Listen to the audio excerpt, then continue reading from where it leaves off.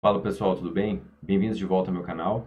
Hoje nós vamos falar um pouco mais sobre regressão. Então, se vocês ainda não conhecem essa técnica, fiquem ligados porque ela é super útil, super utilizada no meio acadêmico e no nosso dia a dia. Então, bora pro vídeo. Antes de mais nada, é importante a gente revisar o que a gente sabe até aqui. Então, nós conversamos um pouco ao longo dessas videoaulas sobre a pergunta que vocês querem responder. Eu ensinei para vocês como fazer um fluxograma relacionado à pergunta central e identificar outras variáveis. Vocês identificaram quais são as hipóteses que estão sendo testadas e, a partir dela, vocês derivaram uma hipótese nula. Em seguida, vocês foram a campo, aprenderam algumas técnicas de amostragem, coletaram alguns dados, trouxeram os dados para o laboratório e conseguiram fazer algumas estatísticas simples, cálculo de média, desvio padrão, variância e por aí vai.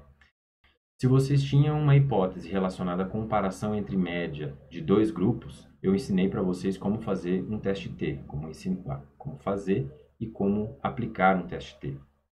Agora, se vocês tinham dois ou mais grupos, eu falei que vocês poderiam usar a técnica chamada de análise de variância, ok?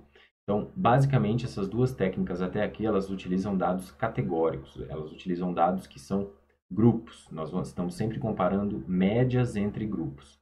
Então, quando vocês aplicavam essa técnica, por exemplo, a análise de variância, vocês estavam comparando uma situação como essa. Vocês queriam saber, em média, quantos lagostins tinham no grupo 1, no grupo 2, no grupo 3 e no grupo 4. E vocês queriam testar diferenças entre as médias presentes em cada um desses grupos. Eu ensinei vocês a aplicarem uma análise de variância nesse tipo de dado e o resultado de uma análise de variância é uma tabela exatamente como essa aqui.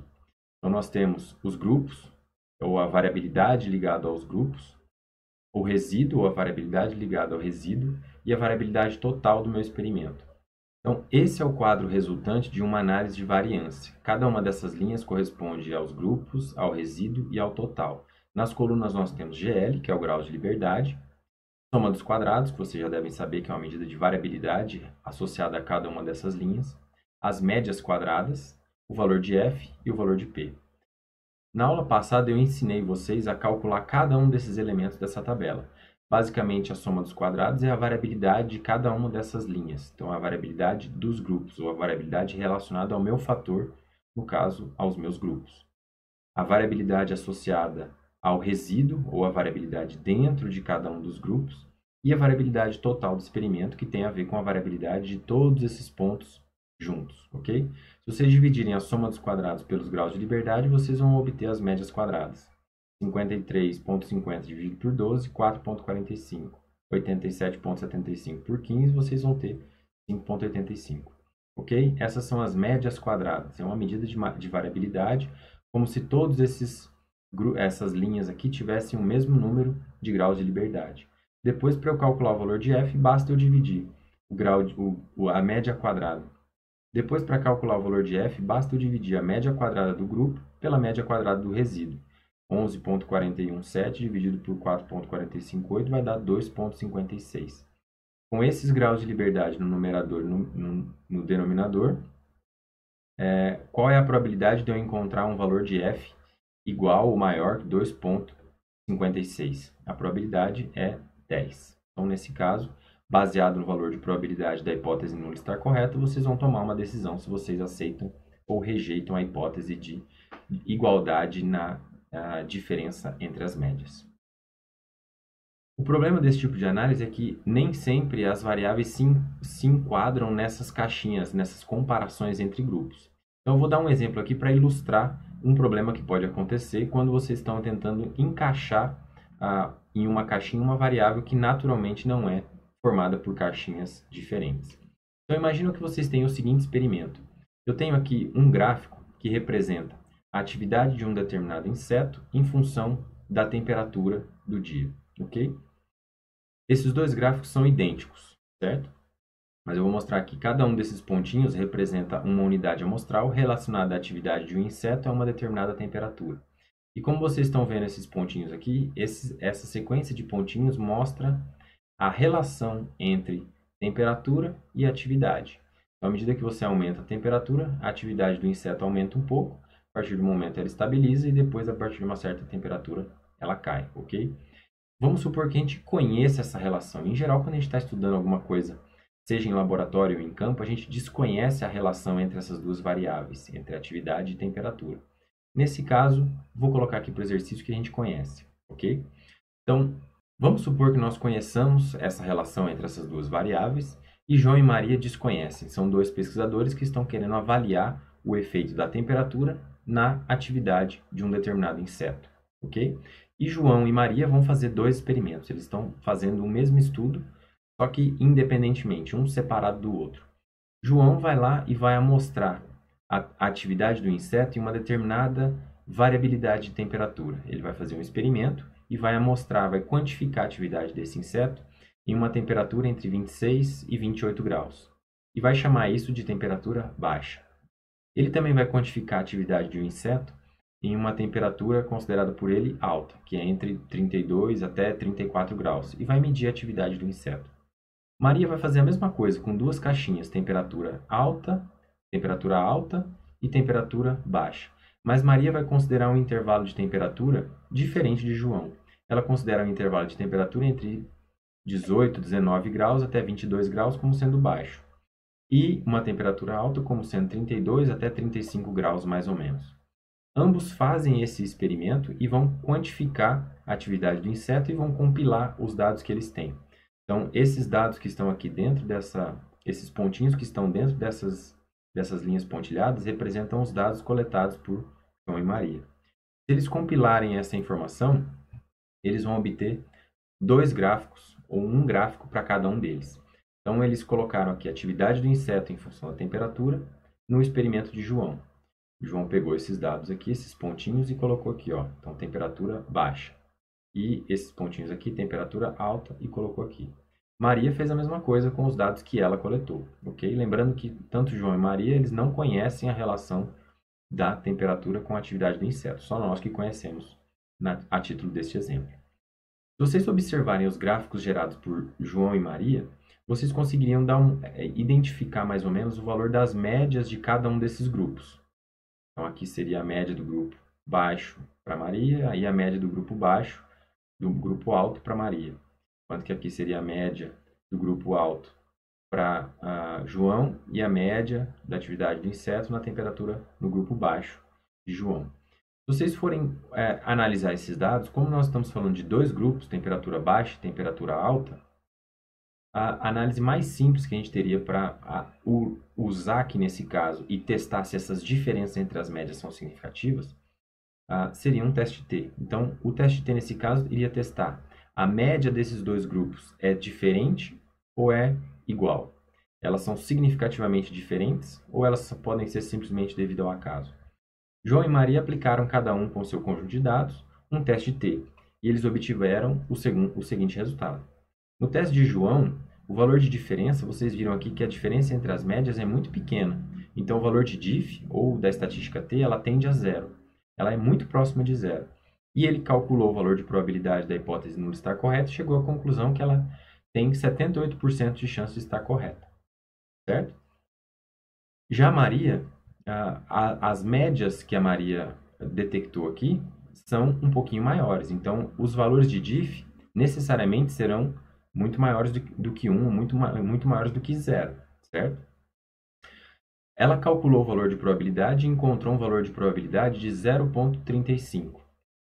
Isso significa que há 3,5% de chance da probabilidade nula estar correta. Quais são as conclusões tiradas por João e Maria? Como a probabilidade no caso de João é muito alta, muito maior que 0,05, ele aceita a hipótese nula. E já que ele aceita a hipótese nula diz: temperatura não afeta a atividade do inseto, porque a diferença entre as médias é muito pequena. Essas diferenças podem ser simplesmente devido ao acaso. Já Maria, como ela tem uma probabilidade da hipótese nula estar correta muito baixa, ela vai rejeitar a hipótese nula. Há uma chance muito pequena da hipótese nula estar correta. Logo, a hipótese dela vai estar correta. A gente rejeita a hipótese nula. E no caso, a gente vai concluir que a temperatura, ela afeta a atividade deste inseto. Ok? Agora, João e Maria fizeram um experimento um pouquinho diferente depois. Eles não estavam interessados, ou eles não estavam contentes com os primeiros resultados ou com a forma como eles tinham delineado o experimento deles. João foi lá e considerou intervalos de temperatura um pouco mais amplos. Maria fez a mesma coisa. Então, João considerou um intervalo de temperatura baixo como sendo de 23, 24 graus até cerca de 30 graus e coletou a atividade do inseto nesse intervalo de temperatura. Ele considerou como sendo alta a temperatura de 31, 32 graus até 35, 36 graus e coletou a atividade do inseto nessa variação de temperatura. Maria fez a mesma coisa, amplificou um pouquinho mais o intervalo dela de temperatura, considerando temperaturas baixas de 17, 18 graus até 23, 24 graus no máximo e coletou a informação da atividade do inseto. E considerou temperaturas altas como sendo 30, 31 graus até 35, 36 graus e coletou a atividade do inseto nessa temperatura. Ambos compilaram novamente esses dados coletados e colocaram na forma de um gráfico. Então, aqui à esquerda é o gráfico do João e à direita o gráfico da Maria.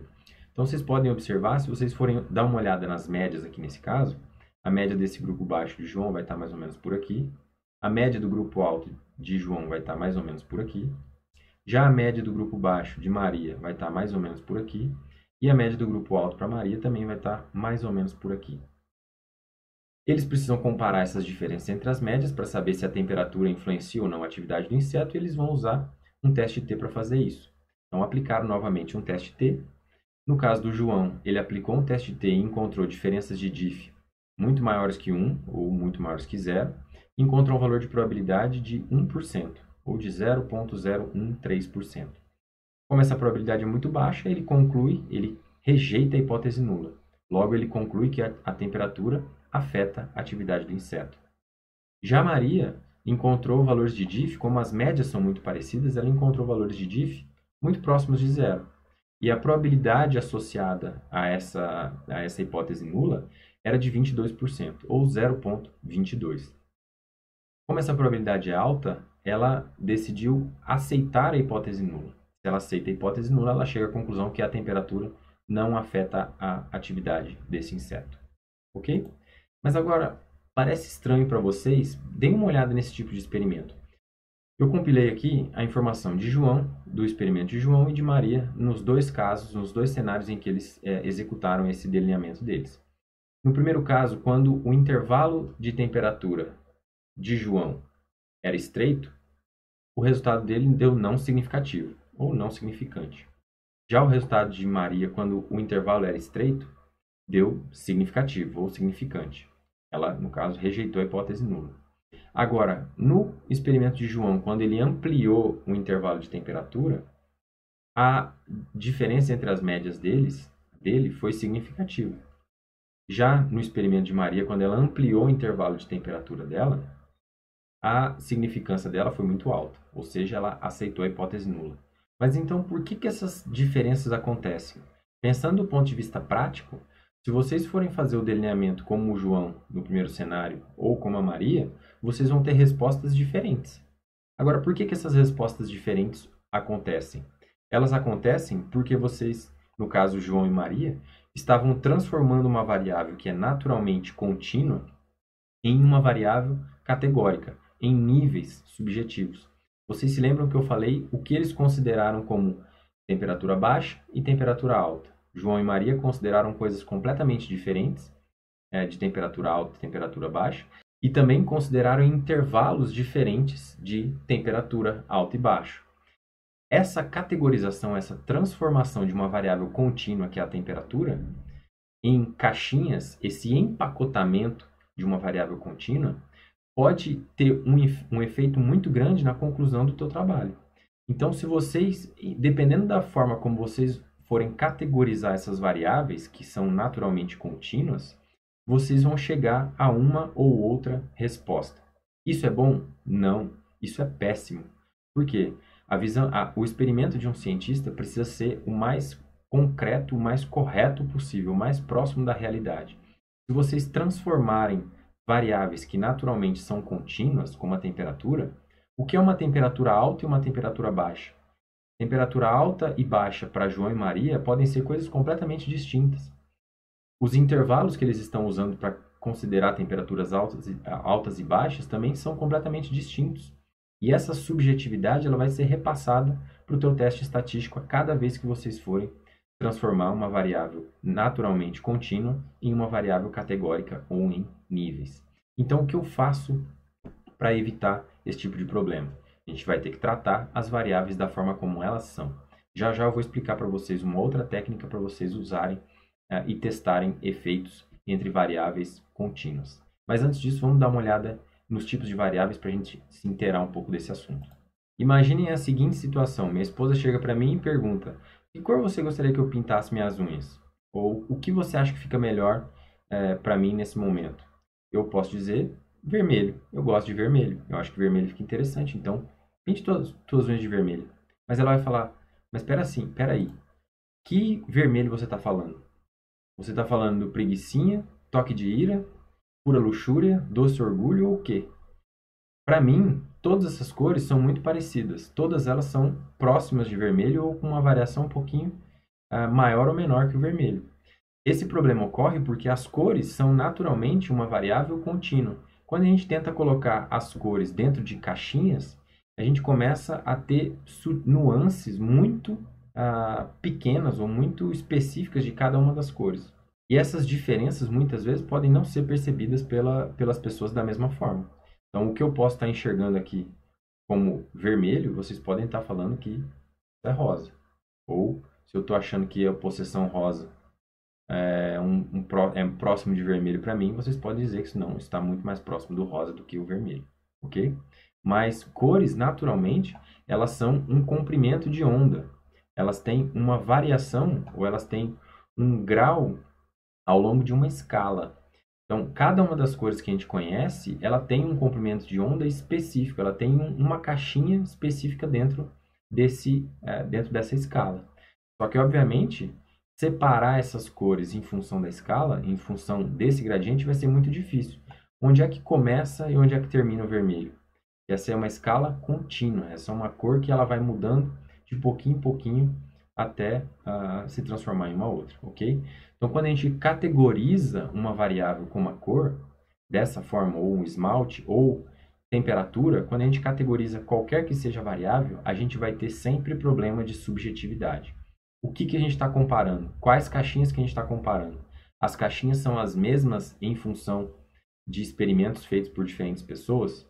Esse é um problema que precisa ser considerado sempre e evitado para não chegarem a conclusões errôneas ou pelo menos conclusões antagônicas em relação ao mesmo experimento.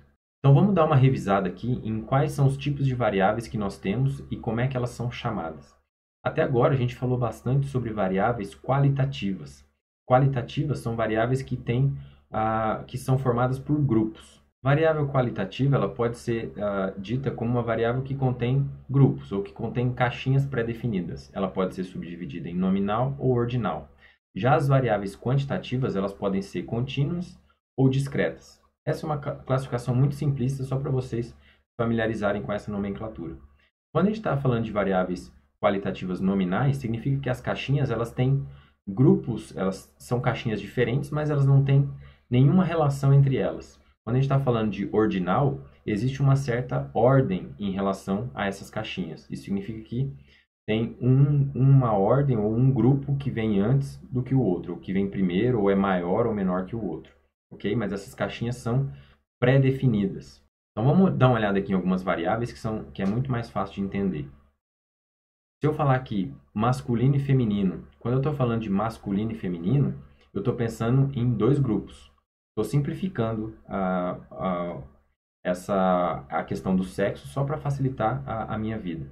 Quando eu estou falando masculino e feminino, eu tenho dois grupos. Esses grupos têm alguma ordem específica? O masculino vem antes do que o feminino? Ou o feminino vem antes que o masculino? Não. Quando isso não acontece, nós estamos falando de uma variável qualitativa nominal. Quando eu estou falando fumante e não fumante, é o mesmo caso. Não existe uma ordem de fumante ou não fumante.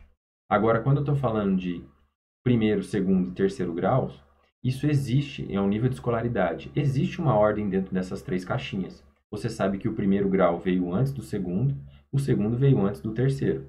Então, isso pode ser uma variável qualitativa ordinal, porque existe uma ordem entre elas. Os meses do ano, janeiro, fevereiro, março, abril, também são variáveis qualitativas ordinais, porque existe uma ordem entre elas. Eu sei que fevereiro veio depois de janeiro e vai vir antes de março, e assim por diante. Então, existe uma ordem pré-definida. Quando eu estou falando de variáveis quantitativas, eu estou dando uma ideia de uma quantidade. Até agora, nas variáveis qualitativas, não existia essa noção de quantidade. Agora, nas variáveis quantitativas, sim. Quando eu estou falando de uma variável contínua, eu estou falando de uma variável que contenha casas decimais. Então, 7,5 quilos, 9,6 quilos, 92,6 quilos, 110 quilos. Isso são variáveis quantitativas. Eu tenho uma ideia das quantidades. 92 é maior que 77, 110 é maior que 92.